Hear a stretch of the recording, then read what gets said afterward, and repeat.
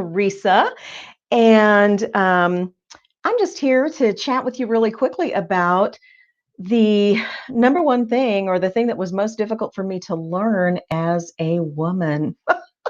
And believe me, it's taken me a long, long time to learn it, and it's probably going to take me even longer. So, anywho, I just wanted to connect with you today and chat with you about it because I think it took me a long time, and it also was one of those things that I see a lot of other women suffer through.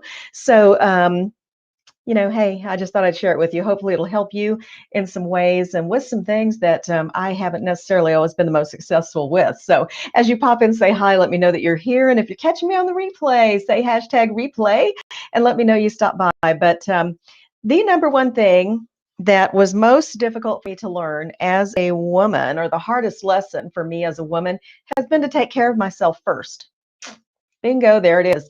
And so, in the past, I've been guilty of being one of those women who said, there's just not enough time in the day for me. How can I take care of myself? I've got all this other stuff to do. I've got so many other people to take care of, all of this kind of thing. And so I burned the candle at both ends for many, many years, and ultimately came down with major depression. So I just want to encourage all women that this, it isn't pretty. When that happened to me back in 2010, I actually couldn't work for 3 years, and that was tough on me. It was tough on everybody in my family, and it was a tough and long road to recovery. But what I learned during that time, I've got to tell you, was just massive, because I learned what self-care is all about. And anymore, I think we hear the word self-care, it's kind of the buzzword out there right now, but what does it really mean? It's almost really so watered down anymore that we can't even really tell, what it means. And so self-care to me just means that I make time every single day to do things that are good for me. That's what it is. So if I need a break and to walk in the sun, I'm going to go do that.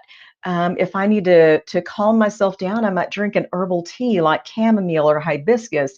If I'm feeling anxious, I'm just really going to, first of all, when I start my day, I'm going to check in with myself. And if I'm feeling 100%, great. It's probably going to be a really awesome day. But if it's not, if maybe I'm feeling 40% out of 100%, I'm not going to expect 100% performance out of myself that day. Are you with me on that? How often do we wake up feeling not at our best, but expecting that we're going to be able to do today everything that we always do, and really kind of demanding of ourselves that we do all the things that we ordinarily do, even when we don't feel up to it, right? We do it. We do it every day. And for me, it didn't work out well. And so I just try and share with people my story, because that is kind of how I crashed and burned back in 2010, and couldn't work for 3 years, and then ultimately was able to come back to the workforce. But again, last year I dropped out of the nursing workforce again in August, because there was just a lot of stress in my life at the time, and a lot of things that um, that was impacting my mental wellness, that just meant that I needed to step away. And so that is a type of decision that I couldn't have made on my own independently, probably back in 2010, when I really needed to do that. I really had to crash really hard at that time. And so I felt this coming on. I was able to, get my counselor back on board with me, and this kind of thing that I needed to do. And so I was able to recover in 3 weeks rather than 3 years when this happened again. But it's all because of being aware of where I was in the situation. Now, had I been really on the ball, I would not have allowed that to flare up that badly. Do you see what I mean? Last August. So I'm still a work in progress. I'm still learning, but I'm doing so much better than I used to do. And if you're catching me on YouTube, be sure to hit the subscribe button and ring that little bell so that you get notifications of when I go live. But anywho, I just wanted to share this with you. So what am I doing now? I backed out of nursing in August of 2020. I am working at home again as an entrepreneur. I've got my own business called Positively Teresa, and I help emerging women entrepreneurs um, grow. I empower them to quickly make meaningful income at home so that they can leave the 9 to 5 and live lives they love. So I do actually have a free training called From Startup to Profit in 90 Days that's going on right now, and I would love it if you're interested in that. It's happening in my Facebook group, and there's the name of my Facebook group there. But I would love to have you join. It's totally free, 90 days worth, and designed to get you from an idea of starting a business to actually turning a profit within that time. Also, it's really good for people if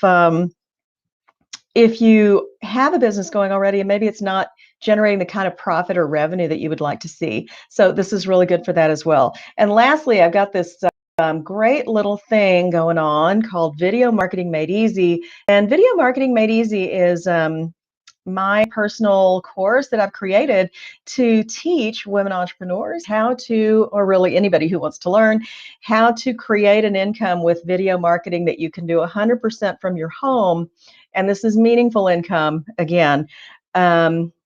Within 7 weeks. And quite honestly, I've had students graduate the course and they have recouped their full investment before the course was even over. So that was really pretty awesome. So if that's interesting to you, you want to just learn about it, send me a personal message with the word video and we can chat and see if it's right for you. But that is it. That's the hardest lesson I've had to learn as a woman is to take care of myself and a few things that I do. So I hope that was helpful and I hope to see you again soon. Bye now.